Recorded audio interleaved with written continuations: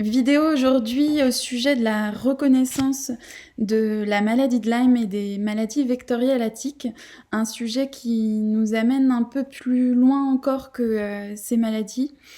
Avant de donner la parole à Christelle et Bertrand, juste une petite mise en garde. On rentre vraiment là dans la période plus à risque de morsure de tiques. Donc désolée, mais en plus des masques pour vos sorties, pensez bien aux pantalons, aux chapeaux et aux sprays répulsifs anti-tiques. Pour ceux qui chercheraient des informations sur la prévention et l'accompagnement naturel pour les maladies vectorielles à tiques, on propose sur notre site un dossier qui est consacré à ce sujet-là, où on répond aussi aux questions fréquentes. Donc vraiment, on vous invite à le consulter. On le mettra en lien de la vidéo. Donc Christelle, Bertrand, vous êtes vice-présidente et président de l'association Chrony-Lyme. Est-ce que déjà pour commencer, vous pouvez nous donner la mission de Chrony-Lyme ? Oui, bonjour, bien sûr. Vous avez bien fait de faire ce rappel sur la maladie de Lyme, parce qu'effectivement, c'est l'époque où traditionnellement les tiques commencent à être une menace pour l'ensemble des promeneurs et des personnes qui sont en extérieur. Quand on regarde de façon plus précise les chiffres, on s'aperçoit que malheureusement, c'est en Rhône-Alpes qu'il y a quasiment aujourd'hui le plus de piqûres qui sont enregistrées officiellement. On a plus de 20 000 cas qui ont été détectés en 2018 par Santé publique France. Bon, ça, c'est un chiffre important. Ce qui est encore plus important, c'est que la tendance est malheureusement très négative, puisqu'on a une multiplication par 5 du nombre de cas en 3 ans, ce qui montre bien que la maladie de Lyme et l'ensemble des maladies vectorielles à tiques sont en forte progression. Les raisons pour lesquelles on a, il y a 2 ans et demi, avec Christelle, dans l'association Chrony-Lyme, notre objectif, à entrer dans les détails, c'est de faire en sorte que cette maladie soit reconnue par l'ensemble des autorités, et notamment par les autorités de santé, qu'elle soit reconnue en termes de gravité, puisque, on le dira certainement tout à l'heure, dans un certain nombre de cas, et plus nombreux qu'on ne le pense, la maladie présente des formes extrêmement sévères, qu'il y ait aussi des solutions thérapeutiques qui soient trouvées, qu'on puisse mobiliser la recherche autour de ces maladies, ce qui n'est pas du tout le cas aujourd'hui. Qu'on puisse avoir des parcours de soins pour les patients qui soient parfaitement définis et qui permettent à chacun qui se pose une question d'avoir des réponses et de pouvoir être traité si nécessaire. Et de faire en sorte également que les médecins conservent ou retrouvent une liberté de prescrire que l'on peut penser qu'ils sont en voie de perdre, et on en reparlera peut-être tout à l'heure aussi en lien avec l'épidémie de Covid qui présente beaucoup de similitudes avec ce que l'on peut vivre sur la maladie de Lyme. Donc voilà les raisons principales en fait de notre engagement. Notre cible, ce sont les autorités de santé, ce sont les parlementaires, ce sont les journalistes, donc des gens qui ont la capacité d'expliquer, de comprendre et d'agir. Voilà. Nous ne sommes pas une association de patients comme il en existe plusieurs en France, mais vraiment ciblés sur ces décideurs au niveau de l'État ou les journalistes.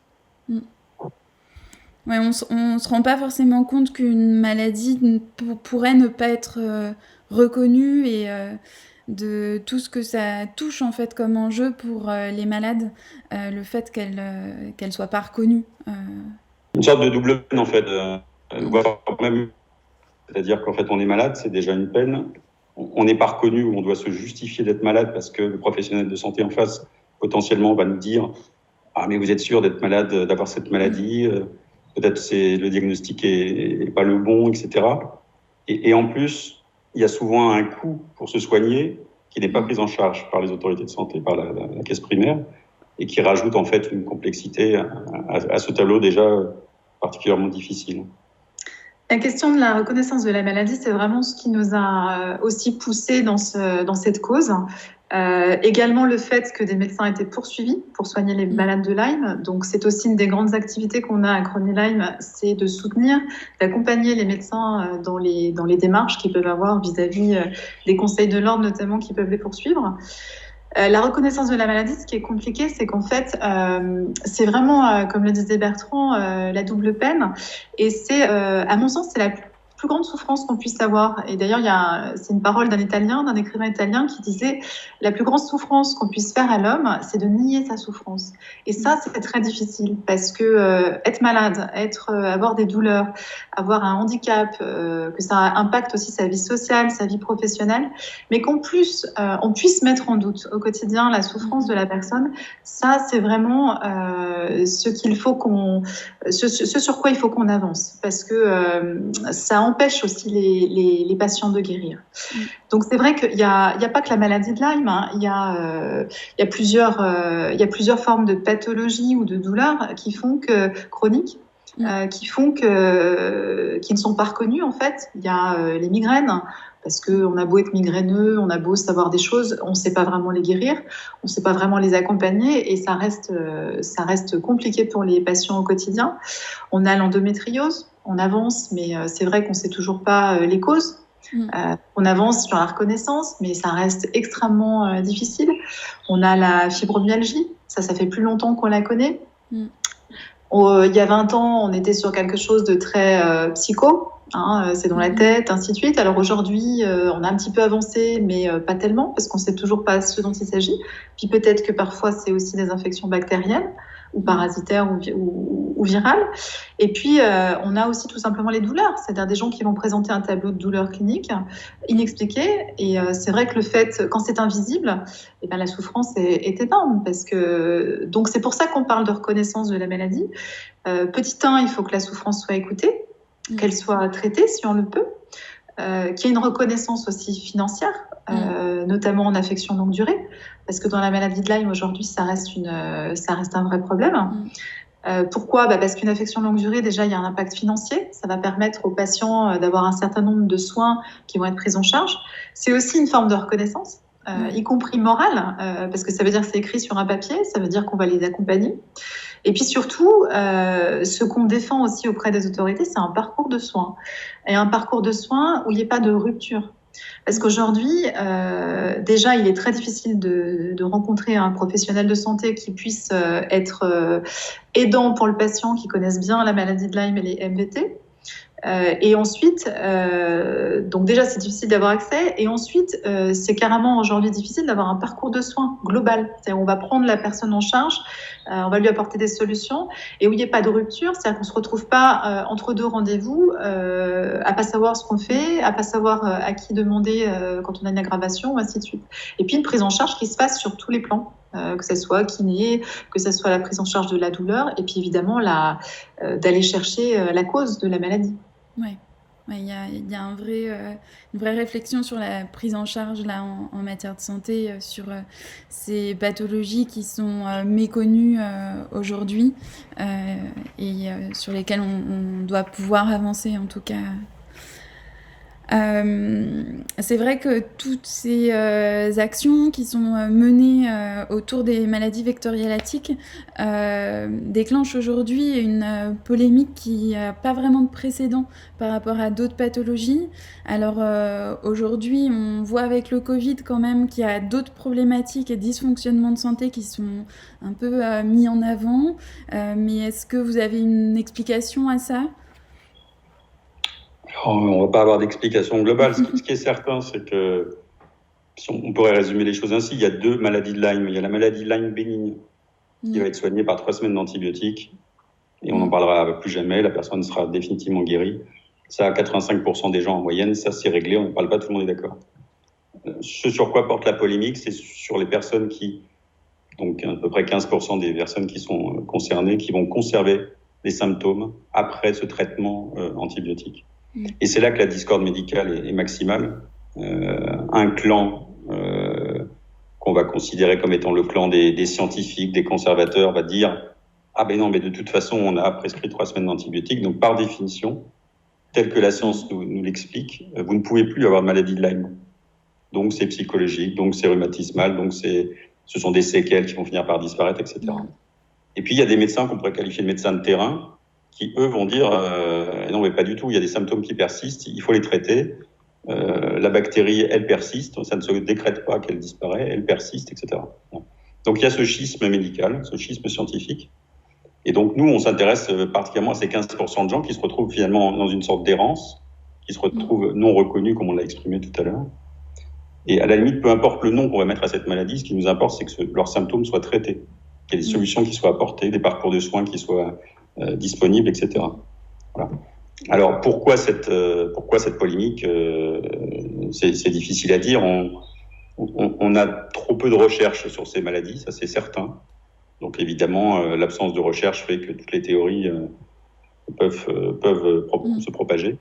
On a des problématiques d'ego, probablement, d'une certaine caste scientifique qui considère que ça ne se peut pas. On doit guérir d'une maladie de Lyme, c'est un postulat qui a été posé il y a quelques dizaines d'années, on ne va pas en déroger. On pourrait imaginer que aussi ça peut arranger certains intérêts financiers, que la situation reste telle qu'elle est, que des patients demeurent dans une sorte d'errance thérapeutique, que des faux diagnostics continuent à être donnés à droite ou à gauche sur d'autres maladies, parce que ces autres maladies sont des maladies qui, eux, ont des traitements qui sont souvent assez coûteux, et que voilà, peut-être c'est bien de rester comme ça. Et puis voilà, donc on pensait vivre une situation unique. Et puis le Covid est arrivé. Et ce qui nous a le plus frappé sur le Covid, et on y travaille beaucoup en ce moment, c'est que finalement on va retrouver exactement les mêmes postures, avec d'un côté des sociétés savantes, alors ce sont des conseils scientifiques, enfin en tout cas des gens qui vont nous expliquer que peu importe ce qui se passe sur le terrain, il faut dérouler des méthodologies extrêmement éprouvées de recherche, avec des doubles aveugles, placebo, etc., randomisés. C'est très intéressant. On voit d'ailleurs que ces études ne vont probablement pas arriver au bout, puisqu'elles ont été lancées trop tard, que les patients ne sont pas recrutés au rythme qu'il faudrait, et que donc du coup on ne saura jamais quel est le meilleur médicament. Ça, c'est une parenthèse. Et donc on retrouve ce schisme entre des scientifiques méthodologistes et de l'autre des médecins de terrain. Et on voit bien à la télévision tous les jours l'affrontement entre ces deux corporations. Et bien voilà, c'est ce qu'on vit depuis des dizaines d'années sur le Lyme. Simplement là aujourd'hui, c'est devant les plateaux télé.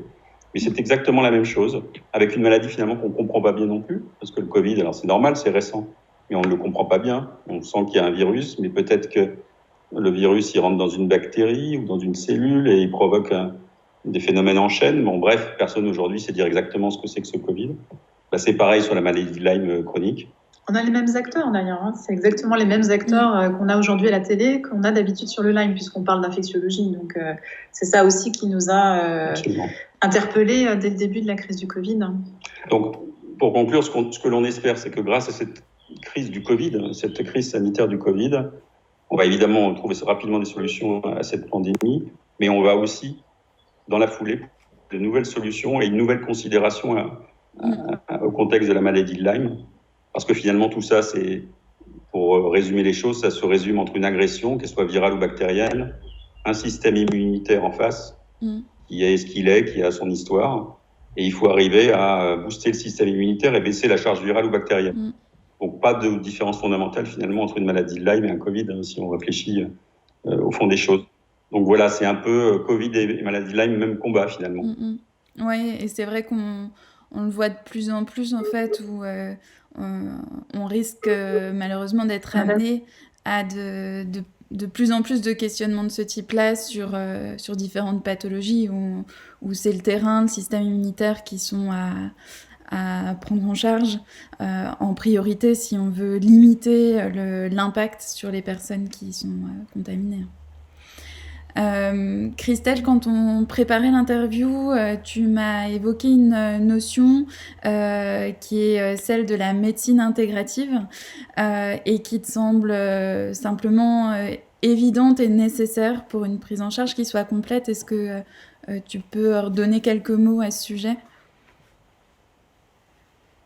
Alors, le terme de médecine intégrative, il y a d'autres termes, hein, mais il est employé notamment par un certain nombre de médecins qui ont pris à bras-le-corps la maladie de Lyme. On les appelle les Lyme docteurs, on les appelle comme on veut. Ça veut dire quoi ? Ça veut dire qu'en en fait, ils ont mêlé leurs connaissances médicales, donc de la médecine moderne classique, si j'ose dire, où on va donner des antibiotiques, parce que c'est vrai que c'est une façon de traiter la maladie de Lyme. Et puis, ces médecins se sont ouverts, ou étaient déjà ouverts, c'est pour ça que d'ailleurs le sujet les a intéressés, aux médecines non conventionnelles, et donc à des approches avec les plantes, avec des compléments alimentaires. Ce sont des médecins qui effectivement ont travaillé sur une prise en charge globale des patients. Et c'est vrai qu'on se retrouve un petit peu, dans le métier de la naturopathie finalement, parce que ce sont des médecins qui se sont vraiment ouverts à tous ces outils. Et pourquoi c'est intéressant? Parce que les antibiotiques peuvent être très intéressants, par exemple en phase aiguë, ça c'est évident, et d'ailleurs il n'y a pas de polémique.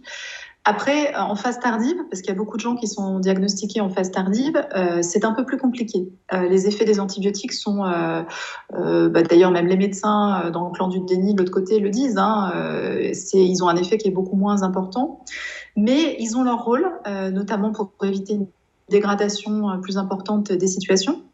Ils ont un rôle dans les situations d'urgence.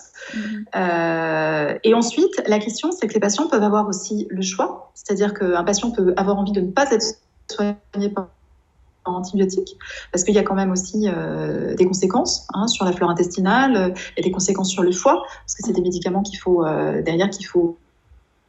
traiter, détoxer. Enfin, le foie a beaucoup de travail quand on prend des antibiotiques pendant des longues durées. Donc, il y a plein de raisons pour lesquelles on peut passer aussi du côté des médecines non conventionnelles. Donc aussi parce qu'on a commencé, puis parce qu'au bout d'un moment, on peut pas continuer sur la voie des antibiotiques. Mais ce que nous ont montré d'un très intéressant tous ces doc Lyme, tous ces médecins spécialisés dans la maladie de Lyme, c'est qu'en fait, ce qui marche le mieux, c'est de faire les deux pour les cas graves, ou de faire une approche uniquement d'ailleurs non conventionnelle. Il y a plein d'écoles et à mon avis, il n'y a pas de gens qui ont raison plutôt que d'autres. Ça dépend aussi de la personne. Mais ils ont donc proposé en fait de soigner les patients en intégrant en fait les deux possibilités, et notamment en réduisant les effets secondaires aussi des antibiotiques. Et puis, on voit aussi des patients qui s'améliorent énormément avec la partie non conventionnelle, c'est-à-dire avec les plantes, les compléments alimentaires, ainsi de suite. Puisqu'on est quand même très carencé dans cette maladie, puisque tout le corps est sollicité, tous les organes, le système immunitaire. Et donc, c'est vrai qu'on va consommer énormément de vitamines, d'oligo-éléments, parce que les réactions chimiques ont du mal à se faire. Donc, du coup, on va être très carencé. Donc, il est complètement logique de toute façon, de ne pas rester que dans la médecine allopathique qui va proposer des traitements médicamenteux. Ça ne peut pas fonctionner au long terme pour obtenir des rémissions chez les patients. Et puis, ce qu'il faut, c'est pas priver un patient d'accompagnement, parce qu'aujourd'hui, c'est le cas. Donc, en plus, comme il y a très peu de Lyme docteurs en France, c'est complètement logique que les patients se retournent vers les naturopathes, que ceux-ci se forment à ces pathologies-là et à rétablir le terrain de ces personnes. Et puis, d'être dans l'accompagnement global.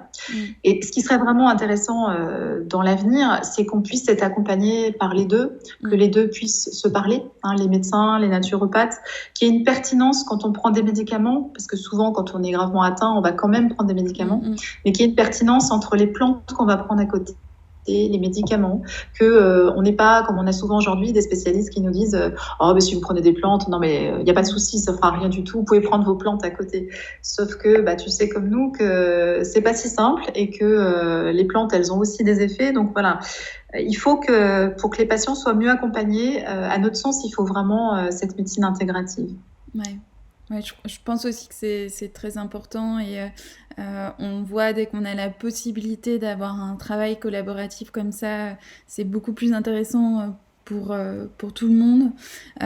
Et c'est aussi une conception un peu différente de la médecine allopathique traditionnelle, c'est-à-dire que, comme tu disais, il n'y a pas de vérité absolue, il n'y a pas de recette miracle où on sait que ça va marcher sur tout le monde. C'est une adaptation au cas par cas.